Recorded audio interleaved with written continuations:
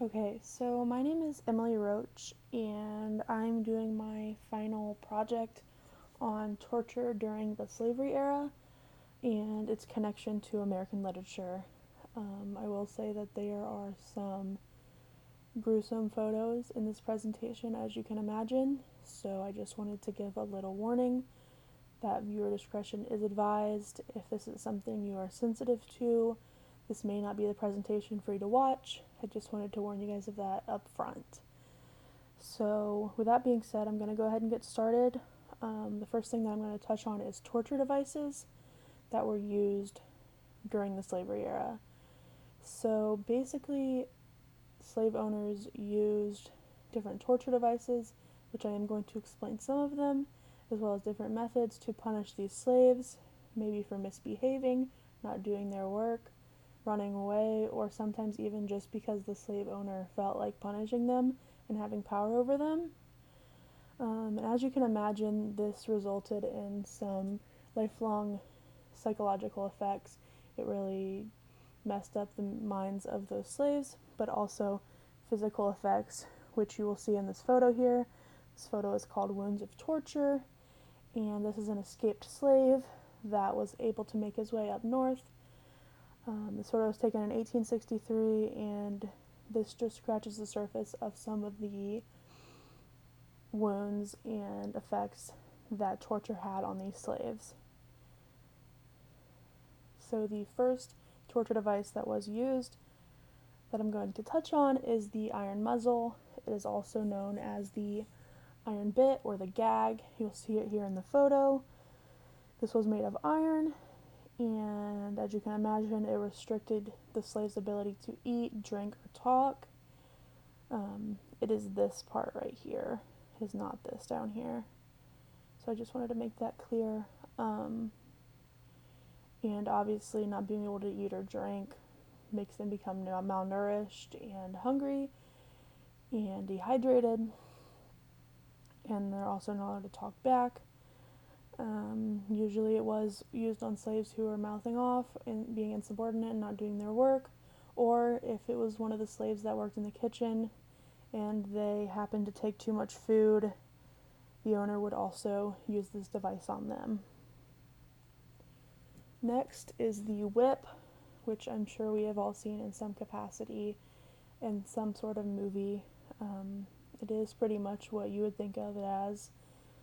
It is composed of a wooden or ivory handle, and then there are tails, either one tail or multiple tails, made of either rope, which you will see up here, the rope, or leather down here. This is just a general whip that was used, and this over here is called the cat o' nine tails because there are 9 tails on it, and it stems from a cat having 9 lives. That's where the name comes from. So there are various different types of whips, but obviously the slave owner holds the handle, and then the tails whip on the skin of the slave. And it was used for beating and flogging slaves who are disobedient in some capacity. And I would say this was a very common form of torture that owners used on their slaves. Next, we have shackles, which again, most people know about. They're made of metal, usually iron. A lot of the torture devices in this era were made of iron. And then, the hands or the feet of the slaves were placed in one end, and then the other end was placed on something stationary so that the slave could not run away and escape. So usually it was used for slaves who had a history of escaping and they did not want them to get away. And then there were certain types of shackles that were also used to attach slaves to one another when they were traveling in large groups so that the entire group didn't run away or everyone stayed together. Next, we have the neck collar. You will see up here is a photo of the neck collar on a slave. It's just an illustration, obviously. And then here is a real picture of a neck collar. That is also known as a punishment collar. And again, this one was made of iron or sometimes other metals. And as you'll see in the photo, the head of the slave was placed in the circular center. And just like The shackles, this was used on slaves who had attempted to escape typically, because the ends of the collar, ends of the sticks on the collar, the spiked ends, did get caught in bushes or trees, which prevented the slave from running away, because they would get attached to something and their attempt would be unsuccessful. It also prevented the slave from sitting down in their bed, lying down, or even resting their back up against a wall or some other flat surface. So basically, they had to just stand up at all times. They could not lay down, so that obviously made them very sleep deprived and just very much negatively impacted their quality of life, even more negatively than it already was as a slave.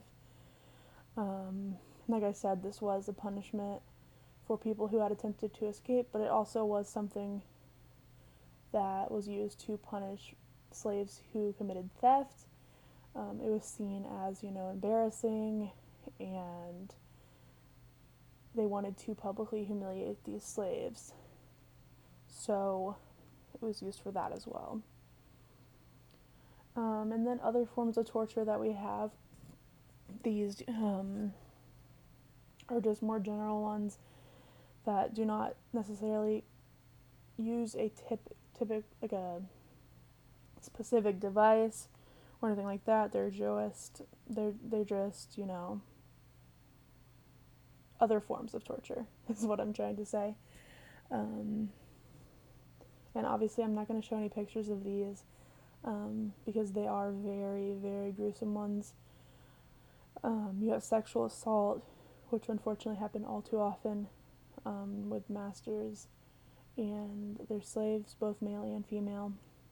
You have genital mutilation, amputation of genitals, castration, and then just overall torture in that area. And then obviously we know there was executions, lynchings, burnings, things of that nature. So those are basically the torture devices and different torture methods that were used on the slaves.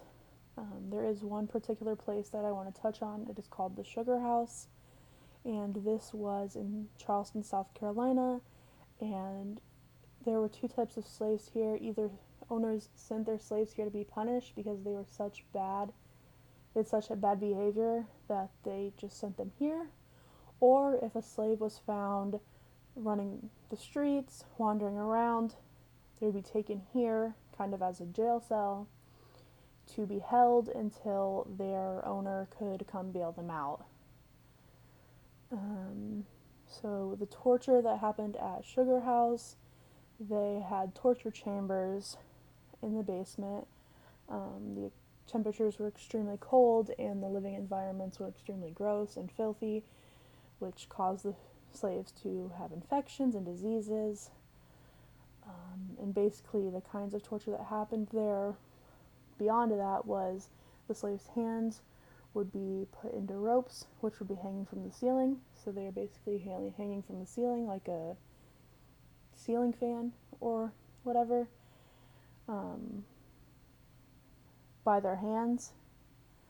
And then their feet were also constricted together so they could not move. They were just hanging there.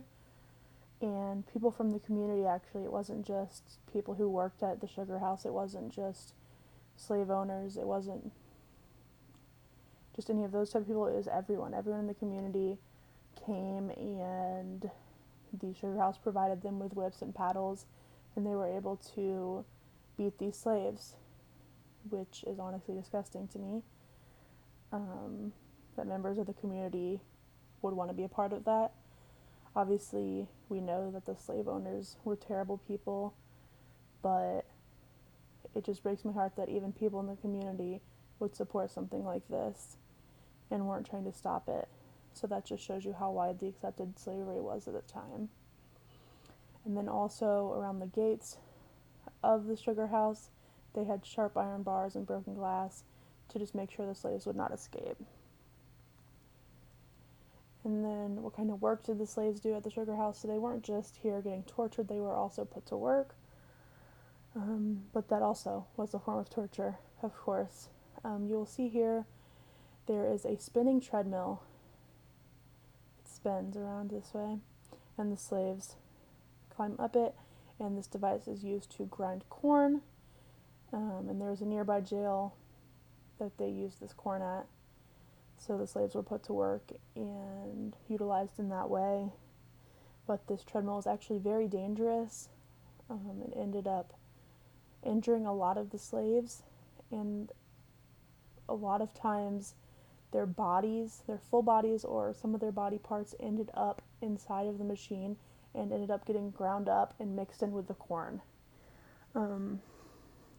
This is the part of my project that absolutely made me sick to my stomach. It honestly made me gag. It's disgusting. It's just gross.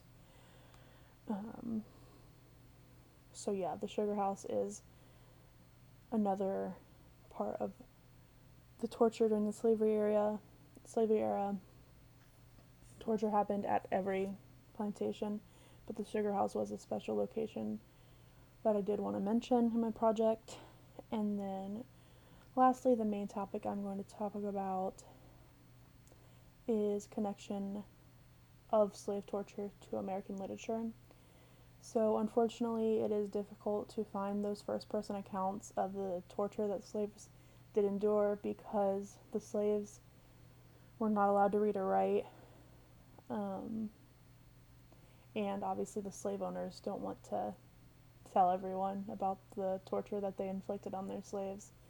So it is hard to find those first-person accounts, but they are out there. Two things that we did touch on in class that were part of our Week 8 vocabulary quiz were slave narratives and sorrow songs, and I'm going to go more in depth on those in a little bit, but those are some great first-person accounts that we actually do have from the slaves, which is great in understanding this subject. Obviously not a fun topic to read, but it is necessary to understand the history. Another way we are able to learn about the torture that the slaves endured is through Northerners who were able to read and write and were able to hear the stories of these escaped slaves and publicly share them with the country and the world. Obviously, this is not a first-person account, but it sometimes is the closest we can get to that first-person account. And then, lastly, there are abolitionists. Sometimes they were escaped slaves. Sometimes there is people who are very passionate about the anti-slavery movement, and through their literature, through their work, they obviously advocated for the ban of slavery, and sometimes while advocating for that, they included some of the torture methods that were used to prove their point even further about why slavery should be abolished. And the first person I'm going to talk about is Frances Ellen Watkins Harper. She wrote the poem Bury Me in a Free Land, which we did read in class. She is an African-American abolitionist, and the poem was published in 1858, which is less than 10 years before slavery was abolished. So her message definitely made an impact. In this poem, obviously we have all read it because we had it as an assignment in class, but just to give you a quick summary again, if you don't remember it, it was an anti-slavery poem, and she talked about how she would never want to be buried after she dies in a land where slavery is still legal. So she wants to be buried at her time in the northern land where slavery is abolished and outlawed. And in this poem, she did mention two forms of torture that I'm going to touch on. They are the coffle gang, which she mentioned in line 10, and the galling chain, which she mentioned in line 20. So first we have the coffle gang, which you will see here.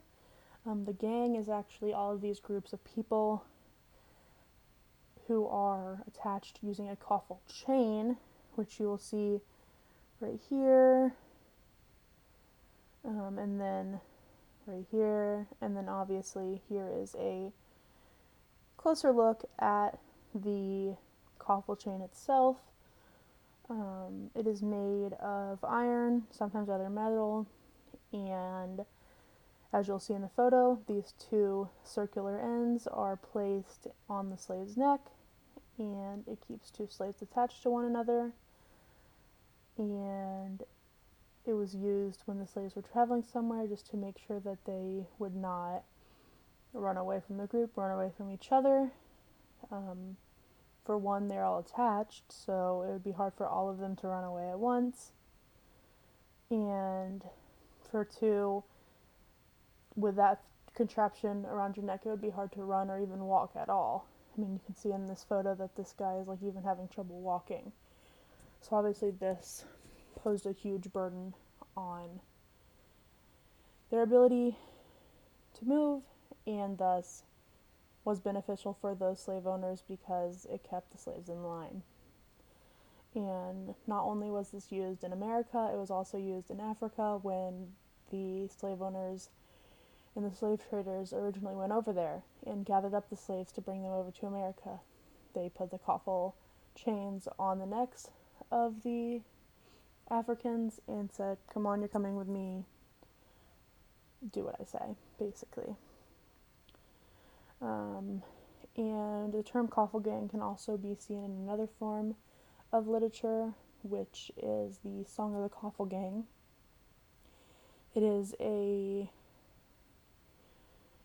song that was sung by the slaves as they were getting chained up in the coffle chains and being put in coffle gangs, usually after a slave trade or something of that nature, when everyone was, moving from one location to another, and they were being separated from their parents, their spouses, their kids, and all their other loved ones. So here is a portion of the lyrics. I didn't include the full poem. If you want, you can look it up. It's easy to find. But a portion of the lyrics are, "See wives and husbands sold apart, the children's screams, it breaks my heart. There's a better day coming, will you go along with me? There's a better day coming, go sound the jubilee." So you'll see that they are expressing their sorrow and hurt through being sold as slaves, but they are hopeful that a new day will come. But this is the song that they sang while they were in those coffle gangs, so I just wanted to mention it. And then the other vocabulary word that Bury Me in a Free Land included, not vocabulary word, but word that has to do with torture, is a galling chain. Basically, it's talking about any kind of chain that the slaves were used and put in, but galling is when something chafes or creates irritation. So basically these chains were so tight on the slaves' wrists and ankles and neck that they created these abrasions, this chafing, and it eventually led to scarring. So obviously that was a torturous experience for those slaves, so I wanted to include that as well. The next piece of literature that I wanted to touch on was the vocabulary that we had from week 8, which I mentioned before, the slave narratives and the sorrow songs. These were a part of our key concepts slave narratives quiz, so we all should be familiar with them. But if you're not, I just wanted to touch on it again, giving the definition that was provided in our lesson. A slave narrative is a popular autobiographical genre in which escaped slaves recount their journeys from slavery to freedom. And then sorrow songs, they're also called spirituals, and they were developed within the slave culture to ease the burden of labor, and they provided the slaves with an outlet. And obviously there's dozens, probably even hundreds of slave narratives and sorrow songs, and oftentimes they do include that pain, that torture that they did go through, so we can learn about the torture mechanisms and devices that were used. The Song of the Coffle Gang being one, for example, and then obviously many others. And then lastly, I'm going to talk about Injured Humanity. The full title you will see up here. I'm not going to read it, and you can read it if you want to. But it is called Injured Humanity. That's what it's basically known as. That's just the full title. You'll see up here, Injured Humanity is the main title. But this is not something that we touched on in class, but I did think it was an important piece of American literature to include in this presentation. It is by Samuel Wood and Alexander Anderson, and it is a broadside. Basically, a broadside is kind of like a newspaper. It's a big sheet of paper, bigger than, a piece of printed paper, a piece of notebook paper. It is bigger, and it's only one-sided. That's something that makes it unique, and it is something that is distributed, sold.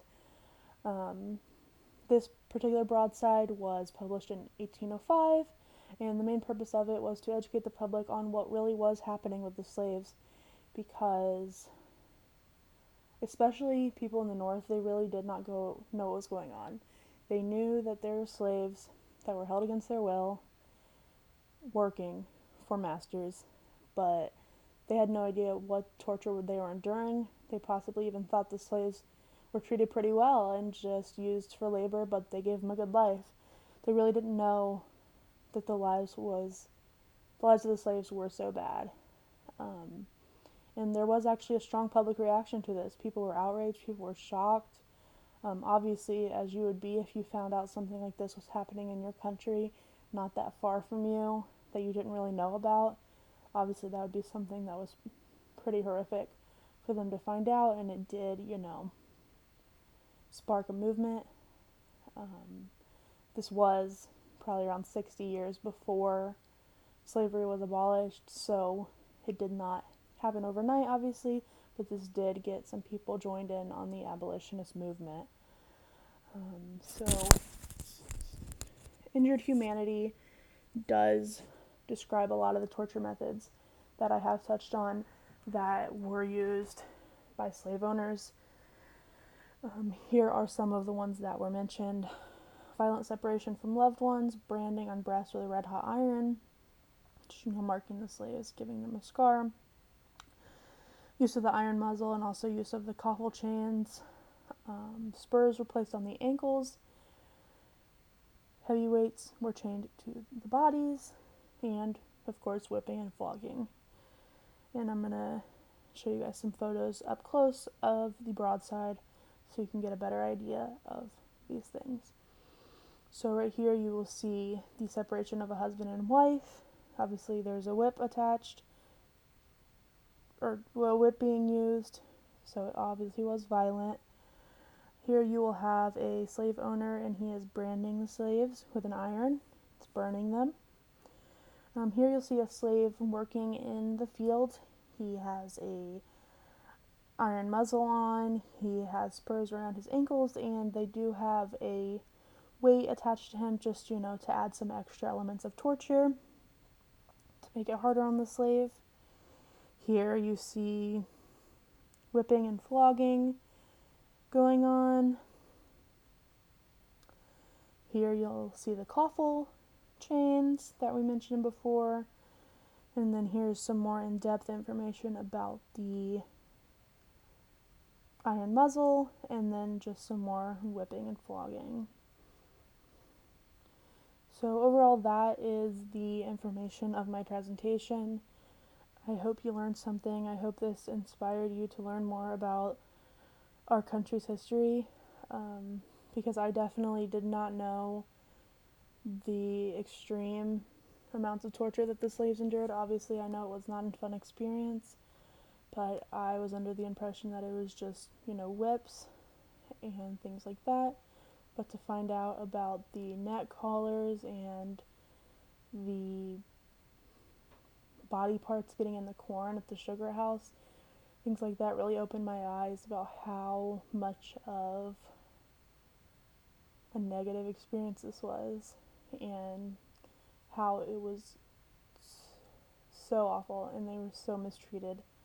And we need to really understand this so that it does not happen again in our country, or anywhere in the world, really. So here is my works cited. The formatting was a little weird on this presentation. So I am including a PDF of all the sources with the links that I used so that you guys can go visit them and check them out if you're interested.